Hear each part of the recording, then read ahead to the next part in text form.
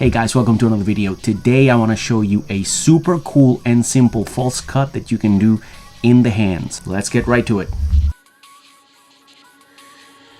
Alright, so this is going to be a super simple false cut, but it does require practice and it does require timing. If you can get the timing right, that is the key. Get that timing right, okay? So we have here our deck of cards and we have the 4 aces on top of the deck. Now we want to keep those 4 aces on top of the deck. Now if we of course do a traditional cut like this, what we're gonna end up doing is that we're gonna bury those aces. We don't want to do that. We want to give the appearance that we've cut the deck, but really we haven't. So what we're gonna do is that we're gonna give the deck 2 riffle shuffles, and after those 2 riffle shuffles we're gonna grab the deck. We are going to grab the deck in the hands. We have the deck right here in the hands, and we're gonna give the deck a cut like that. In reality, what has happened is that we did not actually make a cut. Actually, the entire deck order has been preserved, not just the top stock. And that's the cool thing about this cut. Now, basically what's happening is that you're simply going to cut not from the top, but from the bottom. That's all you're doing.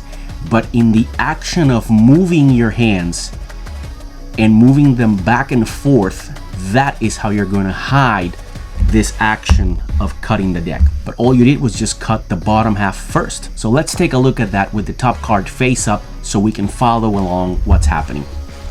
First thing you're going to do is 2 riffle shuffles that maintain that top stock. After the 2 riffle shuffles, you obviously have to cut. You're gonna grab the deck like so, right here, in this position, just like this. This is the grip that you're looking for, right here. Now, all you're gonna do is simply use your opposite hand to reach at the back of the deck, and you're simply going to slide the bottom half out. You're gonna drop that, and at that same instance, you let go of this top packet. So top packet is here, and you're just gonna drop it in your hands like that. In the action of moving this packet forward. Now you're here, and all you're gonna do is simply grab with this hand and exaggerate a little bit the slapping action, okay? So one more time, all you're gonna do is simply 2 riffle shuffles, and after those 2 riffle shuffles, you grab the deck in this manner right here, and as you go up and to this side, to the right. So it's up and to the right.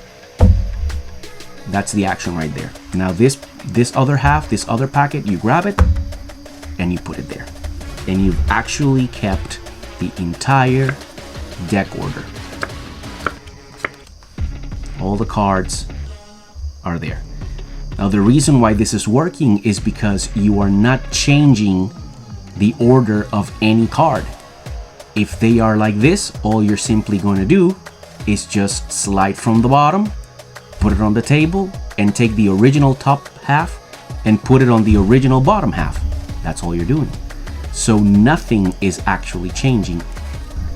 Grab the deck, move to the side, and there it is. Complete the cut. All right? Now remember, very important, you are coming up, and as you're coming up with the right hand, you are moving this way, okay? It is this action of moving that will disguise that you're actually pulling the bottom half out. So very important, in that same split second when you do the pulling out action, you're gonna drop. That way, when people look at you, you're gonna be right here, like this. This is what's gonna look like. This is where you're gonna be. So now this hand looks like the top part of the deck is missing, and you simply grab and drop it on top. Everything is gonna come down to timing and rhythm. That's the key, timing and rhythm. If you can have that timing and that rhythm to be able to, as you move up and to the right, slide the bottom half of the packet, you're golden. Remember, you are gonna be talking, people are gonna be talking. If you can also provide misdirection, that's gonna help all the more. So that's why I'm saying, pick your time, You gotta have the good timing, you gotta have the good rhythm. Make sure that people are talking to each other, that people are interacting. Most of the time, when the deck is being shuffled, you see people that are getting a cigarette, you see people that are grabbing a drink, you see people that are talking one with the other. You yourself can also engage in the conversation.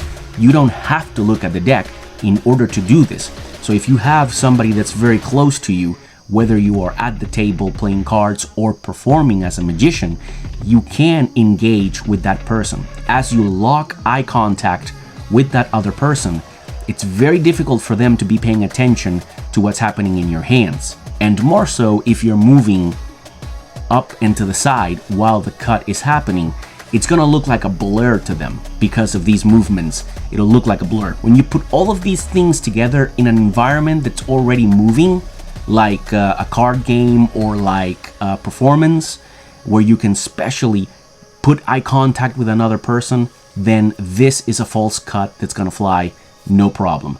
Again, as with everything, don't overdo it. You have multiple different techniques that do the same thing precisely so that you don't have to overdo the same move over and over and over again. Remember that these are moves that you're going to use sparingly. So guys, that is going to be it for today. Don't forget to like, comment, and subscribe. And if you enjoy gambling, sleight of hand, and card cheating content, don't forget, I publish new videos every single week.